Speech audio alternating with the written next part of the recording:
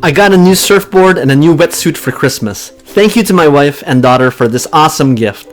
It's December 2020 and I was so excited I actually went surfing 7 days in a row. I went to Nahant with my friend Simon. There is a wide beach there that is popular for surfers, windsurfers, and kitesurfers, but it is less crowded in the winter with lots of parking spaces. Only crazy people try to surf in the winter. My new surfboard is a Creative Army Jumbo Jet in the 7 foot 2 inches size. I got it from Ocean House Surf and Skate Shop in Swampscott.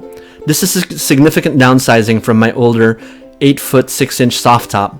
The board is wide and thick with lots of volume and flotation with 65 liters.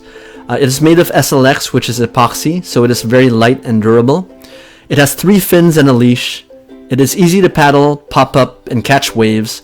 This is a great board for beginners like me and for areas where waves are generally smaller.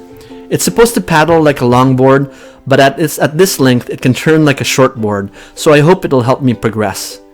I also got a body glove 5'4" wetsuit with an attached hood, and I've got the gloves and boots. All this neoprene should allow me to extend my time surfing into the winter.